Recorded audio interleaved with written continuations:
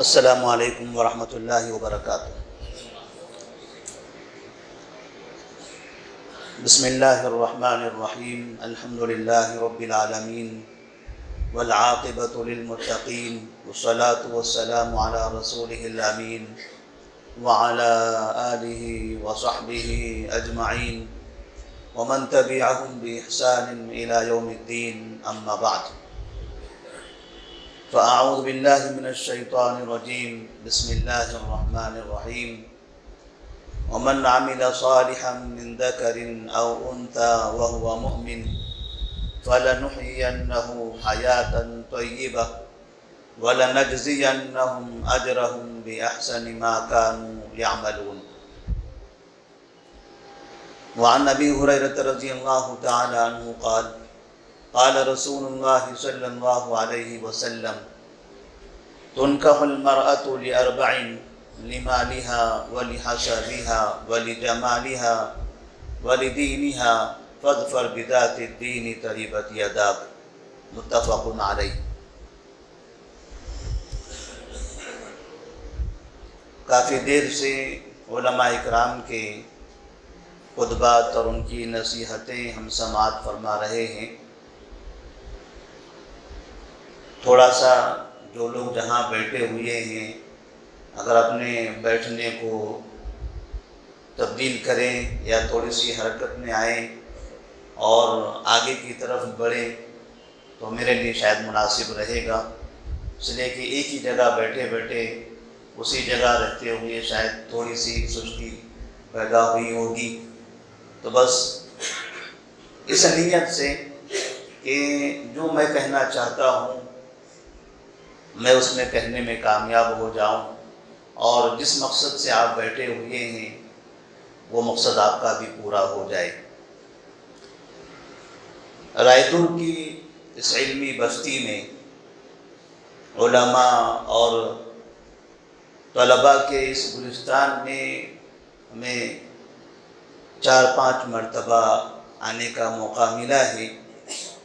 بڑی خوشی ہوتی ہے اس شہر میں آنے کے بعد، اور ہمارے علماء سے، ہمارے طلباء سے، اساتذہ کرام سے، اپنے ساتھیوں سے اور شہر کے ان افراد سے مل کر جو عقید توحید سے شغف رکھتے ہیں، جن کی طلب ہے، جو چاہتے ہیں کہ ہمارے اس بستی میں، ہمارے شہر کے اندر توحید کی یہ دعوت عام ہو۔ تو ہم اللہ سے دعا کرتے ہیں کہ اللہ تبارک و تعالی ہمیں اس کام میں مخلص بنائے، اور ہماری جو امیدیں ہیں، ہمارا جو مشن ہے، ہمارا جو مقصد ہے، اللہ تبارک و تعالی ہمیں اس میں کامیابی عطا فرمائے۔ یہ مساجد جو ابھی تقریباً 8-9 کی تعداد میں ہیں، ہم چاہتے ہیں کہ اس میں اور اضافہ ہو۔ جو مساجد میں علماء کرام اور شہر میں جو علماء کی ایک بڑی فہرست ہے، ہم نے آج ہی ایک جگہ پر دعوت میں شرکت کی تھی، تو وہاں ایک چھوٹا سا معصوم بچہ 10-11 سال کا جس نے قرآن مجید یاد کیا تھا، قرآن مجید کا وہ حافظ بن گیا۔ قرآن اللہ کا اتنا بڑا کلام، اتنا بڑا معجزہ، اور آپ کے شہر کے چھوٹے چھوٹے بچے اس کلام کو اپنے سینے میں محفوظ کر رہے ہیں، یہ سمجھیے کہ آپ سب کی یہ وراثت ہے۔ آپ اس راستے میں اگر خود نہیں چل رہے ہیں تو کم سے کم اس مدرسے کے لیے، اس مدرسے میں پڑھنے والے طلباء کے لیے جو قرآن مجید یاد کر رہے ہیں، جو علم دین سیکھ رہے ہیں، جو اس کی حفاظت کر رہے ہیں، اور جو آپ کی نسلوں تک بعد میں پہنچانے والے ہیں، ان کے لیے آپ کم سے کم دعائیں کریں کہ اللہ ان سب کو جزائے خیر دے۔ جو بھی یہ کام کر رہے ہیں، جمعیت، جامعہ، سب مل کر اللہ تبارک و تعالی ان کو ان کے مقصد میں کامیابی عطا فرمائے۔ دیندار گھرانہ اچھا، میاں بیوی کا نیک بننا، ماں باپ کا ایک اچھی زندگی گزارنا ایک بہت بڑا مشکل کام ہے، لیکن بے انتہا آسان بھی ہے، کیونکہ دین پر چلنا جتنا آسان ہے دین اسلام پر، دنیا میں کوئی اتنا آسان دین نہیں ہے۔ سب سے زیادہ آسان دین دین اسلام ہے، اور سب سے زیادہ کسی دین پر چلنے میں جو آسانی ہے وہ دین اسلام ہے۔ لوگوں کی سوچ، لوگوں کی فکر، مایوسی اور غلط صحبت، فطرت میں برائی دین کو مشکل بنا کر رکھتی ہے، اور لوگ سمجھتے ہیں کہ اسلامی لباس، اسلامی شکل و صورت آج کے دور میں بہت مشکل ہے، اسلامی تجارت یہ بہت مشکل ہے، حرام چیزوں سے محفوظ رہنا یہ بہت مشکل ہے، اپنے بچوں کو اسلامی تعلیم دینا یہ بڑا مشکل ہے، ماحول ایسا اور ایسا ہے، ماحول ویسا ہے۔ لوگ دین کو مشکل بناتے ہیں، اور آپ سب تجربے کار ہیں کہ جب بھی آپ کسی کام کو مشکل سمجھ کر کرو وہ حقیقت میں مشکل ہو ہی جاتا ہے، پھر آپ اس کام میں کامیاب نہیں ہو پاتے۔ جس مشکل سے مشکل ترین کام کو آپ آسان سمجھ کر کرنے لگو، اللہ تبارک و تعالیٰ آپ کو وہ کام آسان کر دیتا ہے، اور اس کام میں آپ کو کامیابی مل جاتی ہے۔ تو اس طرح سے دینی ماحول بنانا، دینی گھرانہ بنانا یہ بہت آسان ہے، اور ایسے دور میں شیطان سب سے زیادہ خوش اس وقت ہوتا ہے کہ جب ایک گھرانے کو برباد کیا جائے۔ وہ نہیں چاہتا کہ ہمارا ایک چار دیواری والا یہ چھوٹا سا خاندان دیندار رہے،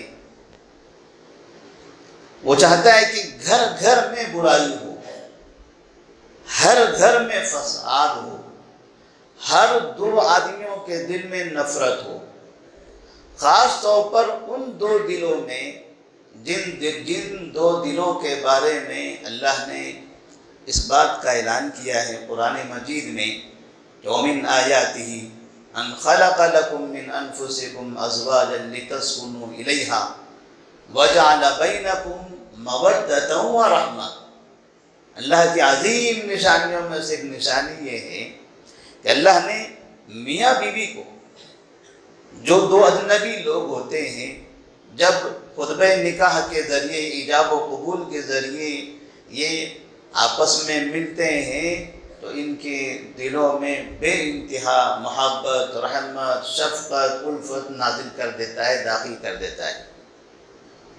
اور شیطان کی یہ کوشش ہوتی ہے کہ سب سے زیادہ انہی دو دلوں میں نفرت پیدا کر کے چھوڑ دے، جیسے کہ نبی کریم صلی اللہ علیہ وسلم نے فرمایا تھا ان ابلیس یضع عرشہ علی الماء، ابلیس پانی پر اپنا عرش رکھتا ہے، اپنا تخت بچھا دیتا ہے، اور ثم یبعث سرایہ، اور پھر وہاں سے اپنی فوج کو بھیجتا ہے، الگ الگ شہروں میں، الگ الگ علاقوں میں، آپ کے رائے درگ میں بھی، ہر علاقے میں بھیجتا ہے۔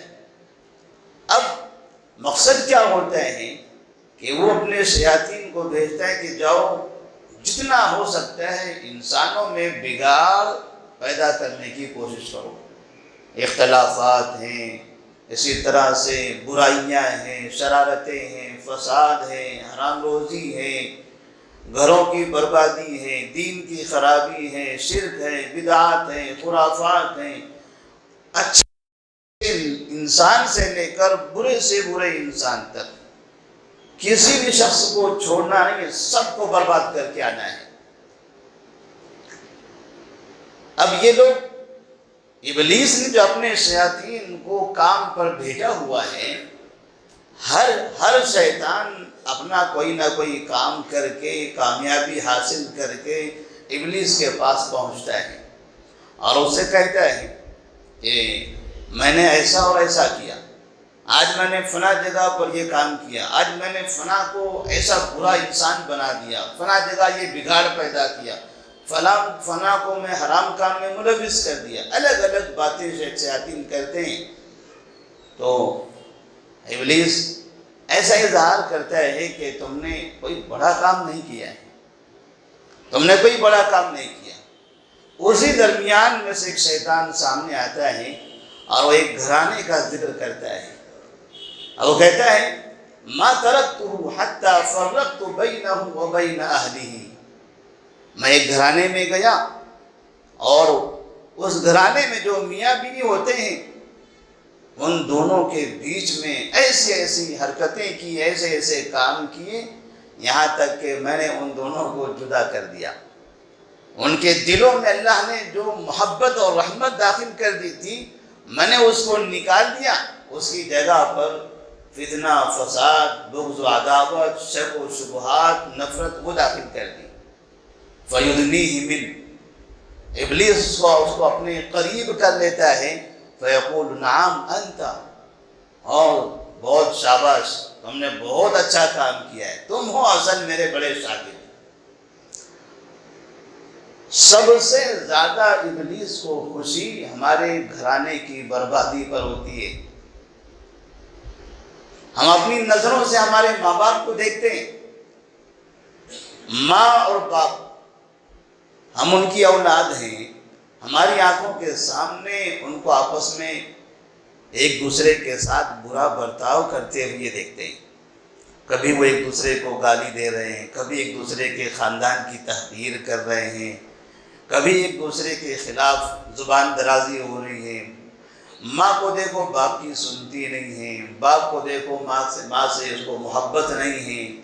اولاد ایسے گھرانے سے پریشان ہو جاتی ہے، اور ان دونوں کی یہ فساد سے اولاد باہر کے میدان میں سکون کی تلاش میں نکلتا ہے۔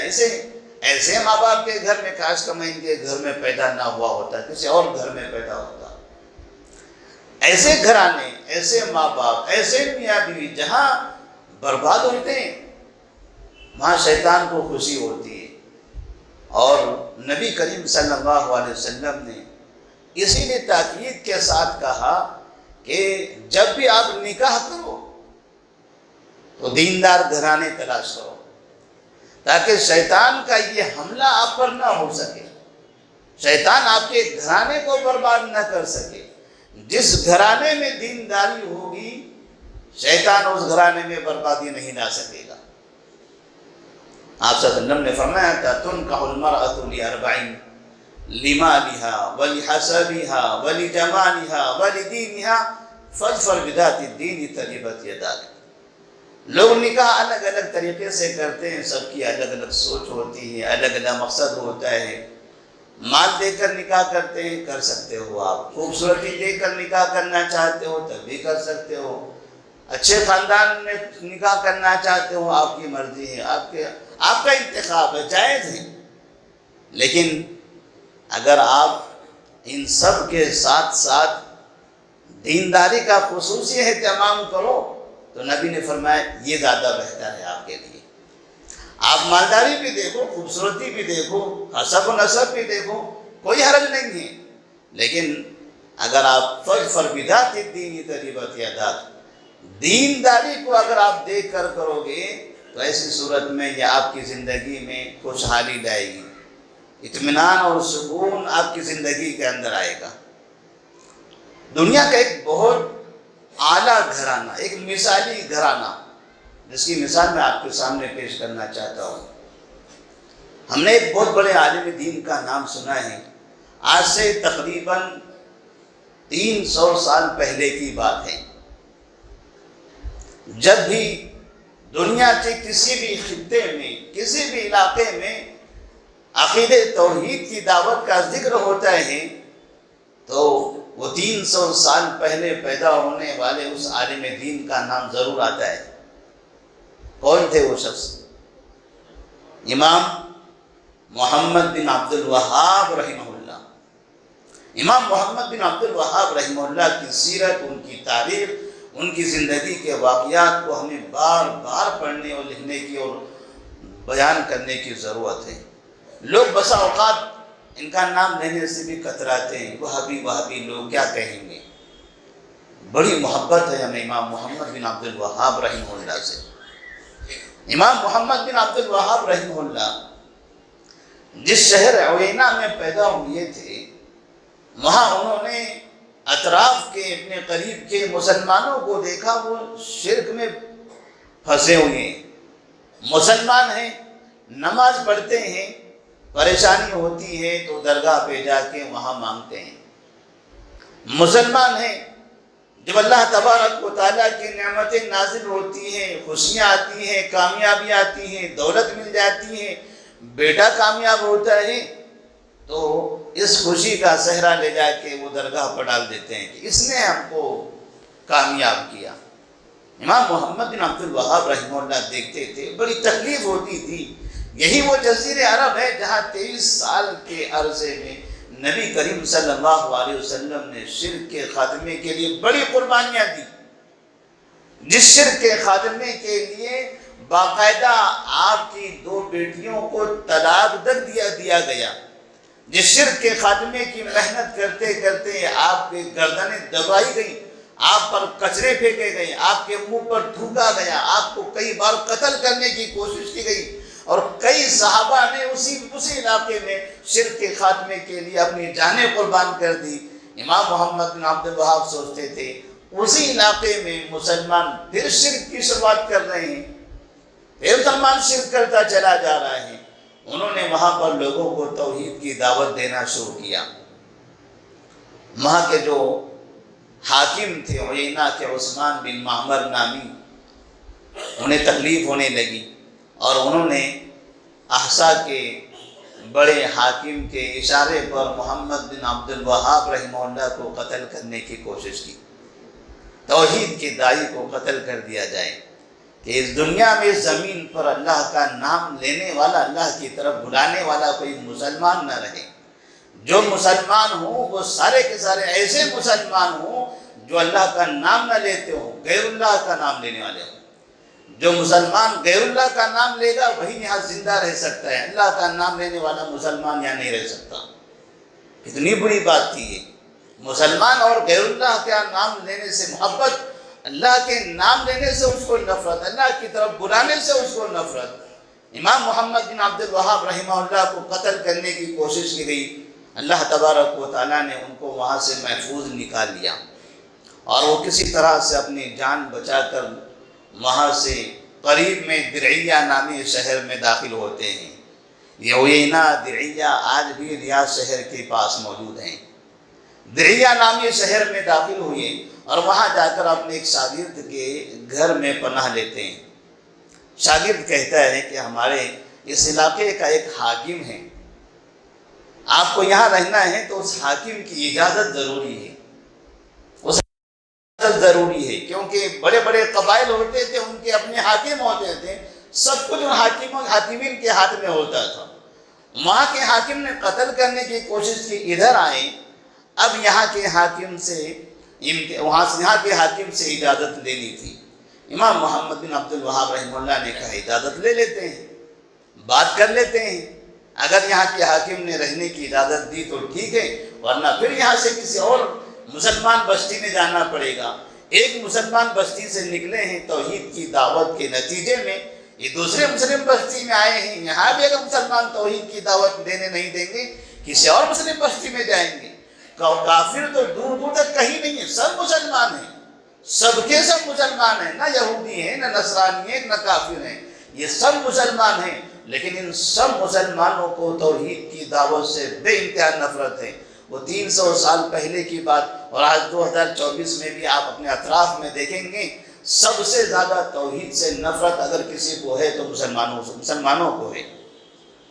آپ بازاروں میں کھڑے رہ کر ہم نے دیکھا ہے کہ ہمارے پاس جو نوجوان غیر مسلمین میں توحید کی دعوت دیتے ہیں، چوراہے پر کھڑے ہیں، سگنلوں کے پاس کھڑے ہیں، بازاروں میں کھڑے ہیں، مائک لگائے ہیں، اپنے انداز میں بولے جا رہے ہیں، قرآن پڑھ رہے ہیں تیلگو میں، اور جو ان کی زبان ہے اس علاقے کی زبان ہے بول رہے ہیں۔ غیر مسلمین وہاں آتے ہیں، جمع ہوتے ہیں، سنتے رہتے ہیں، عزت کرتے ہیں، احترام کرتے ہیں، کبھی بازو بٹھا کر چائے پلاتے ہیں، پانی پلاتے ہیں، مانتے نہیں ہیں، کوئی بات نہیں، لیکن یہ تو سمجھتے ہیں کہ ان کا کام صحیح ہے، یہ بات صحیح کہہ رہے ہیں، ایک اللہ ہے، سب کا مالک ایک ہے، سب ایک ہی مالک کی طرف یہ بلا رہے ہیں، صحیح کام کر رہے ہیں۔ لیکن یہی کام آپ کسی مسلم بستی میں چلے جائیے اور اسے کہیے سب کا خدا ایک ہے، سب کا معبود ایک ہے، وہ ڈنڈے لے کے دوڑائے گا۔ ہمیں سکھاتے ہو، ہمارے معبودوں کو چھوڑ کر تم آسمانی معبود کی دعوت دیتے ہو۔ امام محمد بن عبد الوہاب رحمہ اللہ کے ساتھ ایسا ہی ہوا تھا۔ دہیا شہر میں آئے اور وہاں آنے کے بعد جب حاکم کو اس بات کی اطلاع ملی کہ محمد بن عبد الوہاب نامی ایک دائی ہیں، عالم ہیں، توحید کی دعوت دیتے ہیں، عینا شہر میں توحید کی دعوت دیتے تھے، شرک سے لوگوں کو روکتے تھے، قبر پرستی سے لوگوں کو روکتے تھے، تو وہاں کے لوگوں نے قتل کرنے کی کوشش کی۔ اب وہ عالم چاہتے ہیں کہ آپ کے اس علاقے میں پناہ لے لیں، تو کیا انہیں پناہ دی جانی چاہیے؟ دنیا کا ایک مثالی گھرانہ، آپ اس پر غور کیجئے۔ جب یہ بات اس حاکم کے گھر میں پہنچی ہے تو جو حاکم کی بیوی تھی، اس حاکم کا نام تھا محمد بن سعود، اس حاکم کا نام تھا محمد بن سعود، اور جو اس کی بیوی تھی، اس کی بیوی کو جب پتہ چلا کہ ہمارے علاقے میں ایک عالم دین آئے ہیں، توحید کی دعوت دینا چاہتے ہیں اور وہ ہم سے چاہتے ہیں کہ ہم انہیں پناہ دیں، بیوی نے اپنے شوہر محمد بن سعود سے کہا کہ آپ بالکل اس عالم کو اپنے علاقے میں پناہ دے دیجئے، اس عالم کو اپنے علاقے میں پناہ دیجئے، توحید کی دعوت سے بڑی دعوت اور کیا ہو سکتی ہے۔ شوہر نے بیوی کی بات قبول کر لی۔ محمد بن سعود نے کہا ٹھیک ہے، عالم دین کو ہمارے پاس دربار میں بلایا جائے۔ اس دیندار بیوی، نبی نے کہا ہے نا کہ دیندار گھرانوں میں نکاح کرو، اس دیندار خاتون نے اپنے شوہر سے کہا نہیں، آپ اس عالم دین کو اپنے دربار میں نہیں، آپ خود ان کے پاس جائیے، آپ خود ان کے پاس جائیے۔ محمد بن سعود جو اس وقت کے وہاں کے حاکم تھے دریا علاقے کے، وہ اپنے محل سے نکلتے ہیں، محمد بن عبد الوہاب رحمہ اللہ جس جگہ موجود تھے، جس گھر میں وہ بیٹھے اور انہوں نے قیام کیا تھا، وہاں پہنچتے ہیں اور وہاں جا کر ان سے ملاقات کر کے خوش آمدید کہتے ہیں، مدد کا وعدہ کرتے ہیں، عقیدہ توحید کی دعوت دینے پر یہاں تعاون کا وعدہ کرتے ہیں کہ آپ ہمارے اس علاقے میں توحید کی دعوت دیجئے، اس راستے میں کوئی اگر تکلیف ہوگی تو وہ ہم دیکھیں گے۔ توحید تو ہے ہی، اللہ ہی سب کا معبود ہے، ہر نبی نے یہی دعوت لائی تھی، وَاعْبُدُوا اللَّهَ وَلَا تُشْرِكُوا بِهِ شَيْئًا، اللہ کی عبادت کرو، اس کے ساتھ کسی کو شریک مت کرو۔ یہ نبیوں کا کام ہے، یہ نبی کا وارث میرے شہر میں آیا ہے، میں اسے اپنے شہر میں نہ رہنے دوں، تب میں کیسا مسلمان ہوں گا۔ امام محمد بن عبد الوہاب رحمہ اللہ کو محمد بن سعود نے اپنے علاقے میں پناہ دیا اور ساتھ میں ہر ممکن مدد کرنے کا وعدہ کیا، پوری بستی میں، پورے علاقے میں، جہاں چاہیں، جس طرح سے آپ چاہیں عقیدہ توحید کی دعوت دے سکتے ہیں، کوئی بھی اگر آپ کو نقصان پہنچانے کی کوشش کرے گا، یہ محمد بن سعود اس کا ذمہ دار ہے۔ اب مثالی گھرانہ کیسے ہوا؟ اب آپ یاد کریں، سوچیں، وہ محمد بن سعود جس کے نام سے آل سعود ہے، جس کے نام سے آل سعود ہے، 300 سال پہلے محمد بن سعود نے عقیدہ توحید کی دعوت کی مدد کرنے کا وعدہ کیا۔ محمد بن عبد الوہاب رحمہ اللہ نے اس علاقے میں جا کر عقیدہ توحید کی دعوت دینے کی محنت شروع کی۔ یہ دو گھرانے، یہ دو خاندانوں سے جو نسل بنی ہے، آج وہ ہم دیکھتے ہیں سعودی عرب کا پورا علاقہ۔ ہم میں سے کتنے لوگ ہیں جو سعودی عرب گئے ہیں؟ کبھی وہاں پر مسلمانوں کو شرک کرتے ہوئے دیکھا ہے؟ نہیں دیکھا۔ جب ان لوگوں کے اس آل سعود کے آل الشیخ محمد بن عبد الوہاب رحمہ اللہ اور محمد بن سعود رحمہ اللہ، ان دو گھرانوں کے علاوہ جب بھی کسی تیسرے گھرانے کی وہاں حکومت آئی ہے، ہمیشہ مسلمانوں نے شرک کیا، حتیٰ کہ مکہ اور مدینہ خلافت عثمانیہ ترکی سرکاروں کے زمانے میں دنیا کی درگاہوں کے سب سے بڑے شہر تھے۔ اتنی درگاہیں دنیا میں کہیں نہیں تھی جتنی مکہ اور مدینہ میں ہوا کرتی تھی۔ مسلمان ساری دنیا سے عمرہ حج کرنے جاتا تھا، وہاں جا کے چادریں چڑھانا اور کعبے کا طواف کرنے کے بعد یہ درگاہوں کے طواف کیا کرتے تھے۔ مکہ میں مدینہ میں جگہ جگہ قوالیاں، عورتیں، نہ جانے کیسی کیسی حرکتیں ہوا کرتی تھی۔ ایک گھرانے کی محنت سے اللہ تبارک و تعالیٰ نے اتنا بڑا کام کیا، اتنی بڑی خدمت اور ایسی کامیابی ان کو عطا فرمائی۔ نبی نے فرمایا تھا من سن سنتا حسنتا فلہ اجرہا واجر من عمل بہا الی یوم القیامہ۔ آپ آج ایک اچھا کام کر کے چلے جاؤ، آپ کو نہیں پتہ ہے کہ بعد میں اس اچھے کام کے فالوورز، اس اچھے کام کو چلانے والے کون کون ہوں گے، کتنے ہوں گے، کتنا یہ پھیلے گا، آپ کو اندازہ نہیں ہے۔ آپ اپنی 20 30 40 50 60 70 سالہ زندگی میں تھوڑے سے اچھے کام کر کے چلے گئے، آپ کے اچھے کام آگے پھیلانے والے یہ ہزاروں کی تعداد میں بھی ہو سکتے ہیں، لاکھوں کی تعداد میں بھی ہو سکتے ہیں، کروڑوں کی تعداد میں بھی ہو سکتے ہیں، اور ہر سال ہو سکتے ہیں، قیامت تک ہو سکتے ہیں۔ نبی نے کہا جب تک کہ یہ سلسلہ باقی رہے گا تب تک کہ آپ کو ان سب کا ثواب ملتا رہے گا۔ آج وہ محمد بن سعود اور محمد بن عبد الوہاب رحمہ اللہ، ان دو نیک گھرانے کی خدمت سے جو مسلمانوں کے گھروں سے شرک نکلا ہے، بدعت و خرافات نکلے ہیں، جن کی تعداد اربوں میں ہے، کروڑوں میں نہیں، عرب گھرانے میں ہیں۔ ان عرب گھرانے یہاں تک کہ قیامت تک کتنی تعداد ہوگی اس کا کوئی حساب نہیں ہے، ان سب کا ثواب ملنے والا ہے۔ وہ محمد بن سعود رحمہ اللہ اور محمد بن عبد الوہاب رحمہ اللہ کہتے ہیں گھرانہ اچھا ہونا چاہیے، بیوی اچھی ہو، شوہر اچھا ہو، دین سے محبت کرنے والے ہوں، علم سے محبت کرنے والے ہوں، علماء سے محبت کرنے والے، علماء کا احترام کرنے والے۔ اسی لیے ابو الدرداء رضی اللہ تعالیٰ عنہ فرماتے ہیں کن عالما او متعلما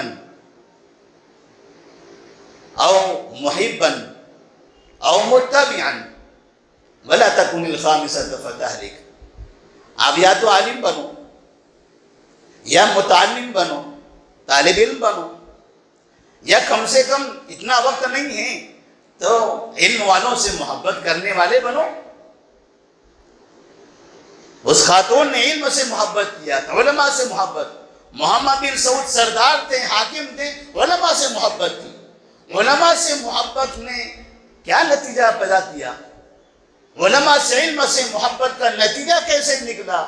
اور 300 سال سے اس علاقے میں توحید کی دعوت دینے والے مسلمان توحید پر عمل کرتے چلے جا رہے ہیں۔ ان سب کا ثواب کیسے ملتا ہوگا، کتنا ملتا ہوگا؟ اور یہ سلسلہ کب تک باقی رہنے والا ہے؟ کتاب التوحید، اصول الثلاثہ، کشف الشبہات جیسی کتابیں آج دنیا کے ہر شہر میں موجود ہیں۔ اس عالم دین کی کتاب اور وہ حکمران خاندان کی وہ مدد اور تعاون جس کی وجہ سے ساری دنیا میں توحید کی دعوت پھیل رہی ہے، وہ دو گھرانوں کا کیا عالم ہوگا؟ آج سب سے زیادہ ان دو گھرانوں کو جو گالیاں دیتے ہیں، برا بلا کہتے ہیں، وہ وہی لوگ ہیں جو یا تو صوفی ہیں، یا تو بدعتی ہیں، یا تو ولی پرستی ہیں، مزار پرستی، درگاہ پرستی، اللہ کو چھوڑ کر اپنے پیروں کو، ولیوں کو، اپنے علماء کو جنہوں نے خدا بنا لیا ہے، بس یہی لوگ ان دو گھرانوں سے نفرت کرتے ہوئے صبح شام ہم کو بازاروں میں نظر آتے ہیں۔ جب بھی آل الشیخ کا نام آتا ہے گمراہ، ظالم، نہ جانے کیا کہتے ہیں۔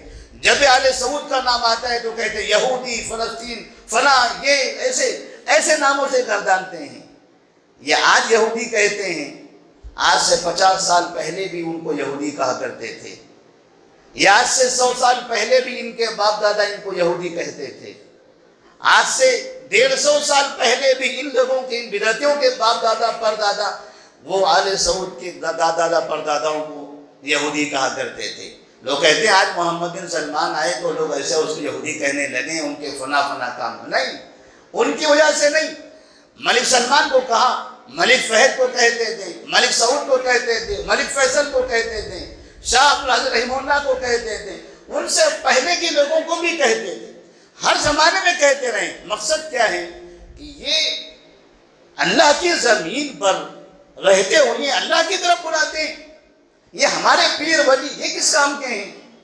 انہوں نے ہمارے پیروں کے، ولیوں کی عزت، ان کے وقار کو کم کر دیا، ان کی اہمیت کو گھٹا دیا۔ آپ کو دعا مانگنی ہے، چلیے فلاں درگاہ پہ جائیے، بچے مانگنے ہیں، چلیے فلاں کے پاس جائیے، مدد مانگنی ہے فلاں کے پاس جائیے، کامیابی مانگنی ہے فلاں کے پاس جائیے، تجارت دکان میں چل رہی ہے کامیابی چاہیے فلاں کے پاس جائیے۔ یہ سارے کام فلاں فلاں فلاں فلاں کے پاس۔ اللہ کو کون سے کام کے لیے بنایا؟ انہوں نے اللہ کو کون سے کام کے لیے رکھا ہوا ہے؟ یہ سمجھتے ہیں اللہ کسی بھی کام کا نہیں۔ جب یہ کامیاب ہوتے ہیں تو فلاں کے پاس، ناکام ہوتے ہیں تو فلاں کے پاس، برکت چاہیے تو فلاں کے پاس، مصیبت آ گئی تو فلاں کے پاس، بچے بگڑ گئے تو فلاں کے پاس، میاں بیوی میں اختلاف ہوا محبت پیدا کرنا ہے تو فلاں کے پاس، بہو اور داماد میں نفرت پیدا کرنا ہے، بیٹے بہو میں نفرت پیدا کرنا ہے فلاں کے پاس۔ یہ سارے کام فلاں فلاں کے پاس کرنے ہیں تو اللہ کے پاس کب جاتے ہیں؟ مسلمانوں نے یہ سمجھا ہوا ہے کہ اللہ کوئی چیز نہیں، بس تصور ہے وہ ایک، ورنہ اس کے اختیار میں کچھ بھی نہیں ہے۔ سارا اختیار ہمارے پیروں ولیوں کے ہاتھوں میں ہے، سب کو دنیا بنانے والے چلانے والے یہ لوگ ہیں۔ اتنا برا عقیدہ، لوگ کہتے ہیں کہ کافر سمجھتے ہیں کہ ان کے کئی خدا ہیں۔ کافر ہی نہیں، مسلمان بھی ایک خدا کو نہیں مانتا۔ آج دنیا میں ہندوستان میں مسلمانوں کی جتنی تعداد ہے، 80% مسلمان ایک سے زیادہ بھگوانوں پر ایمان لانے والا ہے۔ ایک خدا پر ایمان لانے والوں کی تعداد آج بھی بہت کم ہے، اور یہی تحریک چلائی تھی امام محمد بن عبد الوہاب رحمہ اللہ نے۔ جب گھرانہ اچھا ہو، تربیت اچھی ہو، علم اچھا ہو تو اس کا اثر اس طرح سے نیک اور اچھا ہوتا ہے۔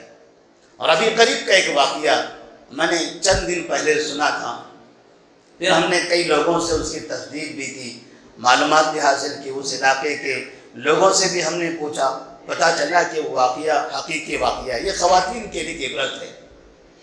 خواتین، لوگ سمجھتے ہیں کہ مرد علم حاصل کریں گے، مرد دعوت دیتے رہیں گے، خواتین کا کام صرف گھر میں کچن میں یہ گھر کے کام کاج کے لیے ہوتا ہے۔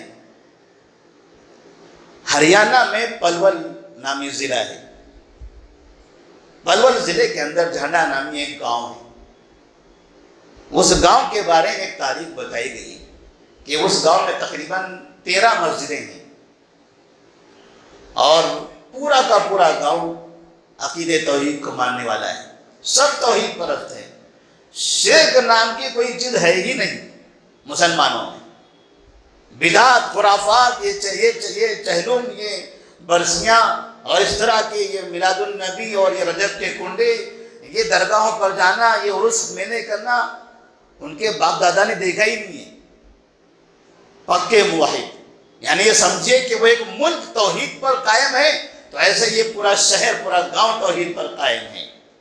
اس ملک کو توحید کا ملک بنانے میں وہ دو گھرانے کی خدمات تھی، محمد بن سعود اور محمد بن عبد الوہاب رحمہ اللہ کے گھرانے کی۔ اور اس گاؤں کو توحید والا بنانے میں ایک عورت کی خدمت ہے، ایک خاتون کی خدمت۔ کہتے ہیں کہ قریب کے گاؤں سے جہاں پر ایک خاتون ہوا کرتی تھی، وہ اس کا نکاح یہاں ہوا جھانڈا گاؤں میں، اور اس گاؤں میں آنے کے بعد اس نے دیکھا کہ یہاں سب کے سب 100% مسلمان ایسے ہیں جو شرک و بدعات میں ملوث ہیں۔ سب پورے گھرانے، ایک بھی گھرانہ توحید والا نہیں ہے، ہر گھر میں بدعت و خرافات، ہر گھر میں شرک ہے۔ وہ خاتون توحید پرست تھی، اس کا نکاح یہاں پر ہوا، ماں باپ نے نکاح کر دیا۔ ایسے کئی آج نکاح ہوتے ہیں، ہماری بچیاں ایسے بدعتوں کے گھر میں چلی جاتی ہے، بعد میں پتہ چلتا ہے بیچارے وہاں پر مظلوم بن جاتے ہیں، وہ لوگ ظلم کرتے ہیں، یہ کھاؤ، یہاں چلو، یہاں چادر چڑھاؤ، یہاں پھول چڑھاؤ، زبردستی یہ کام کرواتے، نہیں کرے تو طلاق دینے کی دھمکیاں بھی دیتے ہیں۔ اللہ تبارک و تعالیٰ ہماری بچیوں کو، ہماری بیٹیوں کو، ہماری بہنوں کو ایسے شرک والے گھرانے سے محفوظ رکھے۔ وہ خاتون وہاں پر گئی، اس نے وہ حال دیکھا۔ اب ماں باپ کی خواہش تھی، ان کی تمنا تھی، اس جگہ پر نکاح تو ہو گیا، اب کیا کیا جانا چاہیے؟ کیا یہ شرک کے دلدل سے نفرت کرتے ہوئے بھاگ کے خلا لے لینا ہے، یا بس اسی کو قبول کرنا ہے؟ خلا لیں تو وہ ایک پریشانی، اس کو قبول کر لیں تو یہ دنیا و آخرت کی پریشانی۔ تو انہوں نے سوچا کیوں نہ ایسا ہم کریں کہ ہم محنت کر دیں، جیسے اللہ نے ہمیں توفیق عطا فرمائی، اگر ہم کسی اور پر محنت کرتے ہیں تو انہیں بھی توفیق مل جائے گی۔ تو انہوں نے پہلے اپنے شوہر کو سمجھایا، اپنے سسر کو سمجھایا، اپنی ساس کو سمجھایا، اپنے گھر کے دیگر افراد تھے ان کو سمجھایا۔ اللہ کا بڑا احسان ہوا، اس خاتون کی زبان وہ تاثیر تھی، وہ توحید سے محبت، اللہ سے محبت، وہ اخلاص کی قوت الگ ہوتی ہے۔ زبان سے بس ایسی ہی دعوت، ایسا ہی پرچار وہ الگ ہوتا ہے، دل سے نکلنے والی بات، تڑپ وہ الگ ہوتی ہے، اس کی تاثیر الگ ہوتی ہے۔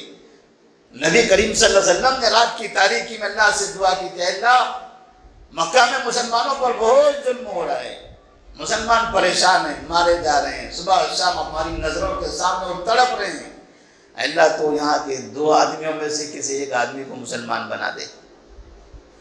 عمر بن خطاب اور ابو جہل بن ہشام، 2 لوگ بڑے خطرناک ہیں۔ ان خطرناک لوگوں میں سے اگر ایک مسلمان ہو جائے، اس کی طاقت، اس کا رعب اور دبدبہ اسلام کے لیے کام آئے گا۔ اسے صرف اخلاص سے ان کے دل سے دعا نکلی، اللہ تبارک و تعالیٰ نے عمر فاروق کو مسلمان بنا دیا۔ چلے کہتے ہیں آپ کی دعوت میں اخلاص ضروری ہے، زبانی جمع خرچ ہے تو بس ایسے ہی وہ ہماری ڈیوٹی کی طرح کام ہوتا چلے گا۔ اس خاتون میں اخلاص تھا، طلب تھی، اس طلب کے ساتھ اس نے محنت کرنا شروع کیا۔ اس کا گھرانہ، سسرالی گھرانہ، وہ سب کے سب توحید پرست ہو گیا۔ تو انہوں نے پھر یہ سوچا کیوں نہ ہم اپنے اطراف کے، اپنے رشتہ داروں کے درمیان میں بھی یہ توحید کا کام کریں۔ تو اس گھر کو انہوں نے توحید کا مرکز بنا لیا، اور پھر ہفتے میں 1 مرتبہ محلے کی خواتین کو وہاں جمع کرتے رہے، قرآن مجید سکھاتے رہے، دعائیں سکھاتے تھے، صبح شام کے آداب سکھاتے تھے، نبی کی زندگی بتاتے تھے۔ عورتوں نے جب قرآن سنا، قرآن سیکھنے لگے، پڑھنے لگے، ان کو اچھا لگنے لگا، اور یہ استاد شاگرد کا جو رشتہ ہوتا ہے، اس رشتے میں محبت آ گئی، اعتماد آ گیا، اور پھر بھروسہ بڑھنے لگا۔ ان خواتین نے اپنی زندگی کے مسائل ان کے سامنے رکھنا شروع کر دیا۔ ہمارے گھر میں فنا ہے، یہ مسئلہ آنے والا ہے، کیا کرنا چاہیے؟ جیسے آج کل لوگ بولتے ہیں نا کہ ہمارے گھر میں چلہ ہے، مجھے کیا کرنا چاہیے؟ ہمارے وہاں دسواں ہے، مجھے کھانا چاہیے کہ نہیں کھانا چاہیے؟ وہ فلاں دعوت میں ہمارے ابا نے بلایا ہے، جانا چاہیے کہ نہیں جانا چاہیے؟ اب ان خواتین نے ان سے سوال کرنا شروع کیا، انہوں نے جواب دینا شروع کیا۔ آہستہ آہستہ خواتین کا ذہن بن گیا، اور کہتے ہیں دیکھتے ہی دیکھتے وہ خواتین، پھر ان خواتین کے شوہر، ان کے باپ، ان کے بھائی، ان کے بیٹے، اس کی تاثیر پورے مرد عورتوں میں سب میں داخل ہو گئی، اور پھر چند سالوں کے بعد پورا کا پورا گاؤں اہل حدیث کا گاؤں ہو گیا، توحید پرستوں کا گاؤں ہو گیا۔ اگر ایسی محنت کریں تو کیا رائے درگ توحید پرستوں کا گاؤں نہیں ہو سکتا ہے؟ ہو سکتا ہے کہ نہیں ہو سکتا ہے؟ ہو سکتا ہے۔ کیا کرنا پڑے گا اس کے لیے؟ محنت کرنی پڑے گی، دل سے دعائیں کرنی پڑے گی ہمارے ان بھائیوں کے لیے جو غلط راستے پر ہیں۔ ان سے نفرت نہیں کرنی، ان کو دور نہیں بھگانا ہے، ان پر الزامات لگا کے طرح طرح کی باتیں کر کے ان کو متنفر نہیں کرنا ہے، انہیں قریب کرنا ہے، انہیں دعوت دینے، انہیں گلے سے لگانا ہے، اپنے ساتھ کھانے کے دسترخوان پر بٹھانا ہے۔ وہ سر پر کچھ بھی پہنا ہو، کپڑے کسی بھی کلر کے ہوں، ہاتھوں میں چاہے جو بھی ہو، آپ کا مسلمان بھائی ہیں، آپ دائی ہیں، وہ آپ کا مدعو ہیں۔ لا يهدي الله بك رجلا واحدا خير لك من حمر النعام۔ نبی صلی اللہ علیہ وسلم نے علی رضی اللہ تعالیٰ عنہ سے کہا تھا اگر آپ کی محنت سے ایک آدمی صحیح راستے پر آ جائے، یقین مانیے کئی سرخ اونٹوں سے زیادہ آپ کے لیے بہتر ہوگا۔ تو آپ یہ سمجھیے کہ میں داعی ہوں، مجھے اللہ نے توحید کی دعوت کی توفیق عطا فرمائی ہے، میں موحد بنا ہوں، میں اللہ کو ماننے والا ہوں۔ تو ایک انسان جن کو اللہ نے پیدا کیا، وہ انسان کسی بھی شکل کا ہو، کسی بھی نام سے ہو، وہ انسان اللہ ہی کی مخلوق ہے، اللہ کے بندے ہیں، بھلا اس کو اللہ کا بنانے کے لیے ہم کیوں محنت نہ کریں؟ کیوں اس کو نہ بتائیں کہ تمہارا خالق کون ہے؟ وَالَّذِي خَلَقَ السَّمَاوَاتِ وَالْأَرْضِ۔ یہ تو اللہ تبارک و آسمان اور زمین سب اس نے پیدا کیا، اس کے اندر کی ساری مخلوق اسے نے پیدا کی ہے۔ محنت کرنا ہماری ذمہ داری ہے۔ جماعت اور جامعہ، اساتذہ، علماء، طلباء، جمعیت کے ذمہ داران، ہر فرد سب کی ذمہ داری ہے، اور ہم کوشش کریں گے، دعا کریں گے کہ یہ رائے دور پورے ضلع میں نہیں، پورے آندھرا میں نہیں، بلکہ ہندوستان میں ایک تاریخی شہر بنے۔ ایک دن یہ ہمیں سنائی دے کہ یہاں کے بزرگوں نے ایسی محنت کی کہ گلی گلی سے شرک ختم ہو گیا، بدعت و خرافات ختم ہو گئی، جہاں دیکھو وہاں قال اللہ قال رسول کی صدائیں بلند ہو رہی ہیں۔ چھوٹے سے بچے کو، 9 سال کا بچہ جس نے 27 پارے حفظ کیا تھا، ان سے ہم نے جب قرآن سنا، انہوں نے اپنے انداز میں قرآن کی تلاوت کی، تو ہم نے سمجھا کہ شاید یہ تو ہوتا ہے کہ بچوں کو کچھ سورے رٹائے جاتے ہیں، جب بھی آپ پوچھیں ذرا قرآن سناؤ تو بچے وہ پڑھنے لگتے ہیں، یہاں چلے جاؤ وہیں وہ پڑھتے ہیں، وہاں گئے وہی سناتے ہیں، جدھر پہنچو ادھر وہی سورہ سناتے رہتے ہیں، اور بار بار سناتے یاد ہو جاتا ہے۔ تو ہم نے سوچا کسی ایسی جگہ سے جہاں شبہات بھی پیدا ہوں، دماغ بھی بکھرنے لگے، اور غلطیاں بھی ہونے کا ڈر لگے، ایسی آیت ہم پوچھ لیتے ہیں۔ ہم نے بچے سے وہ آیت پوچھی، یقین مانی چھوٹے معصوم بچوں نے وہ پوری آیت پڑھ لی۔ ایسی خوشی ہوئی ہم کو۔ اللہ تبارک و تعالیٰ ایسے بچوں کو بڑا عالم بنائے، داعی بنائے، ایسے لوگوں کے لیے ہم محنت کرتے رہیں، ان کا ہر اعتبار سے مدد تعاون بھی کرتے رہیں، مالی تعاون ہو، جس طرح کے بھی تعاون ہو، ان کو ہمت دلانی ہو، ان کا ساتھ دینا ہو، ان کو آگے بڑھانے کی محنت ہو، سب کام کرنے کے لیے ہم تیار ہیں۔ اگر آپ علماء سے محبت کر رہے ہیں، علم سے محبت کر رہے ہیں، صرف اس کی مدد بھی اگر آپ کر رہے ہیں، یقین مانیے محمد بن سعود نے جو کام کیا تھا وہ عالم دین نہیں تھے۔ محمد بن سعود اور ان کی بیوی وہ عالم نہیں تھی۔ محمد بن عبد الوہاب رحمہ اللہ وہ عالم دین تھے، وہ توحید کے داعی تھے۔ اس توحید کے داعی کو انہوں نے مدد دیا، اور پھر توحید کی دعوت اس طرح سے ساری دنیا کے اندر پھیل گئی۔ جہاں ایک مثالی گھرانہ، اچھا نیک گھرانہ، دیندار گھرانہ، جس کا اثر معاشرے پر ہوتا ہے، ایسے ہی برے گھرانے کا بھی برا اثر ہوتا ہے۔ عمر فاروق رضی اللہ تعالیٰ عنہ کی زندگی کا ایک واقعہ۔ عمر فاروق رضی اللہ تعالیٰ عنہ کے سامنے ایک شخص آتا ہے اور کہتا ہے، امیر المؤمنین، میرا بیٹا میری نافرمانی کرتا ہے، میری بات مانتا نہیں ہے، کبھی تکلیف دیتا ہے، الٹا بولتا ہے، کچھ کہو تو سنتا نہیں ہے،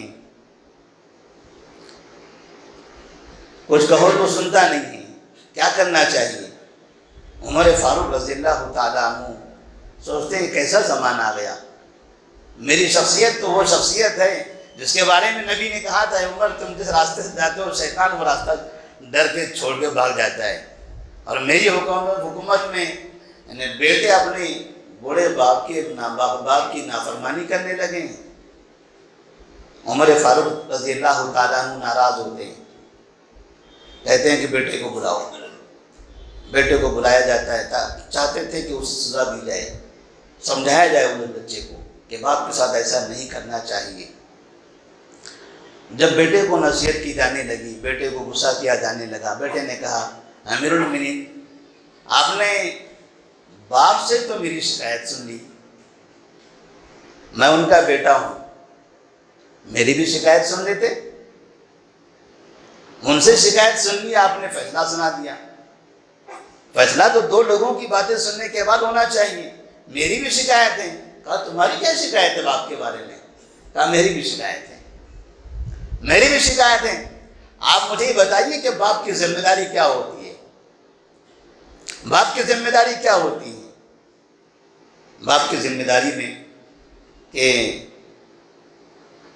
باپ اچھی بیوی کا انتخاب کرے، نکاح میں اچھی بیوی کا انتخاب کرے، وَيُحْسِنَ اسْمَ، اچھا نام رکھے بچے کا، وَيُعَلِّمَ الْقُرْآنَ، اور بچے کو قرآن سکھائے۔ عمر فاروق رضی اللہ تعالیٰ نے 3 باتیں بتائی کہ اچھی بیوی کا انتخاب ہو، اچھا نام رکھا جائے بچے کا، اور بچے کو قرآن پڑھایا جائے۔ بیٹا کہتا ہے، امیر المؤمنین، آپ ان سے پوچھئے ان 3 کاموں میں سے انہوں نے کون سا کام کیا ہے؟ میں جس ماں کے پیٹ سے پیدا ہوا ہوں وہ ماں انتہائی بدخلق بدزبان عورت ہے، یہ اس کی بیوی ہے۔ نبی نے تو کہا تھا کہ دیندار خاتون سے نکاح کیا جائے، اس آدمی نے دینداری نہیں دیکھی۔ جو اس کی بیوی ہے، جس کے پیٹ سے میں پیدا ہوا وہ میری ماں ہے، جب میری ماں دیندار نہیں تو اس کے پیٹ سے پیدا ہونے والا یہ بیٹا دیندار کہاں سے ہوگا؟ بد زبان عورت ہے، بدخلق عورت ہے، تو کیا مجھ سے اچائی کی امید ہو سکتی ہے؟ اس نے میرا نام جوال رکھا۔ جوال کہتے ہیں گوبر کے کیڑے کو، نام ایسے رکھے جاتے ہیں۔ لوگ کہتے ہیں ناموں کا اثر ہوتا ہے، اچھے نام رکھنے کی نبی نے تعلیم دی ہے، اس نے ہمارا نام ہی ایسا رکھ دیا۔ اس سے پوچھے اس نے مجھے قرآن پڑھایا کبھی؟ عمر فاروق رضی اللہ تعالیٰ نے بیٹے کی شکایت سنی، باپ کے بارے میں پریشان ہو گئے۔ انہوں نے اب بجائے بیٹے کو غصہ کرنے کے باپ کو غصہ کرنا شروع کر دیا۔ بوڑھا باپ، کمزور باپ، جس کو سہارے کی ضرورت تھی، بیٹے کی خدمت کی ضرورت تھی، جو اپنے نافرمان بیٹے کی شکایت لے کر آیا تھا، عمر فاروق نے اسی کو غصہ کرنا شروع کر دیا اور اسے کہا عصیتہ قبل ان یعصیک، تم نے اپنے بیٹے کی نافرمانی کی ہے۔ باپ سے کہا تم نے اپنے بیٹے کی نافرمانی کی ہے قبل اس کے کہ وہ تمہاری نافرمانی کرے۔ آج وہ تمہاری نافرمانی کر رہا ہے، بہت پہلے تم نے اس کی نافرمانی کی ہے۔ اگر تم نے دین اسلام پر عمل کیا ہوتا، دیندار بیوی کا انتخاب کیا ہوتا، بچے کو دیندار بنایا ہوتا، بچے کا نام اچھا رکھا ہوتا، بچے کو قرآن اچھا پڑھایا ہوتا، تو آج اس بڑھاپے میں تمہیں اپنے بیٹے کی شکایت کرنے کی نوبت نہ آتی۔ اگر میاں بیوی کا یہ تعلق، یہ گھرانہ اگر برا ہو تو اس کا سب سے برا اثر اس کی اولاد پر ہوتا ہے، سب سے برا اثر اس کی اولاد پر ہوتا ہے، اور پھر معاشرے کے لیے یہ گھرانہ انتہائی زیادہ مضر بن جاتا ہے، معاشرے کے، اطراف کے، پڑوسیوں کے، سب کے لیے نقصان دہ ہوتا ہے۔ اس لیے رشتے اچھے ہونی چاہیے، دینداری ہونی چاہیے، قرآن مجید کی تلاوت کرنا، قرآن مجید پڑھنا، پڑھانا، سکھانا، اللہ سے اپنا تعلق باقی رکھنا، جوڑے رکھنا، یہ بہت ضروری ہے۔ اور اس کے لیے اپنی زبان کا صحیح استعمال کرنا، زبان کا صحیح استعمال، اللہ سے دعا کرنا، بددعائیہ جملے استعمال نہ کرنا۔ کتنے مسلمان گھرانے ایسے ہیں جو اپنی ہی بددعاؤں سے برباد ہو رہے ہیں، کتنے ماں باپ ایسے ہیں جن کی بددعاؤں سے ان کی اولاد برباد ہے، کتنے شوہر ایسے ہیں جن کی بیویوں کی بددعاؤں سے برباد ہیں، کتنی بیویاں ایسی ہیں جن کے شوہروں کی بددعاؤں سے برباد ہو رہے ہیں۔ تھوڑے سے معاملات ہوتے ہیں ہمارے بیوی کے درمیان، ہم اپنی بیوی کو گالیاں دیتے ہیں، بددعا دینے لگتے ہیں، تیرا برا ہو جائے، تو فنا ہو جائے، بیوی ہمیں گالیاں دینے لگتی ہے، بچے ہمارے سامنے کچھ برا کرنے لگتے ہیں، ہم بچوں کو گالیاں دینے لگتے ہیں، ان پر بددعا کرنے لگتے ہیں۔ بعد بات پہ بددعائیہ جملے، یہ تو ہم نے سنا تھا کہ یہ عورتوں کی عادت ہوتی ہے، لیکن یہ عادت مردوں کی بھی ہے۔ ایک ہی معاشرہ ہے، بس فرق تھوڑا بہت کم اور زیادہ ہو سکتا ہے، لیکن جو برائیاں عورتوں میں ہیں وہی برائیاں مردوں کے اندر بھی موجود ہیں۔ نبی نے عورتوں کے بارے میں کہا تھا کہ میں نے تم کو جہنم میں زیادہ دیکھا ہے، اس کی وجہ کیا ہے؟ جب کسی خاتون نے پوچھا ہے اللہ ہماری تعداد جہنم میں زیادہ، عورتوں کی کیا وجہ ہے اس کی؟ کہا تکثرن اللعن وتکفرن العشیر، تم لعن طعن، گالیاں، بددعائیں، جھوٹ یہ بہت کرتے ہو، غیبت، چغل گوریاں، یہ کام نہ بہت بڑے رہتے ہو، اور اپنے شوہروں کی نافرمانی بھی کرتے ہو۔ اور یہی حال مردوں کا بھی ہے کہ مرد بھی اپنی بیویوں کو گالیاں دیتا ہے، لعن طعن کرتا ہے اور اپنی بیویوں پر ظلم کرتا ہے۔ جہنم کے حقدار اس طرح سے دونوں بھی ہوں گے۔ تو اپنے گھرانے کو دیندار بنانا، اچھا بنانا، یہ ہمارے ہاتھ میں ہے، اور یہ بہت آسان ہے، یہ کوئی مشکل نہیں ہے۔ دین پر عمل کرنا بہت آسان ہے۔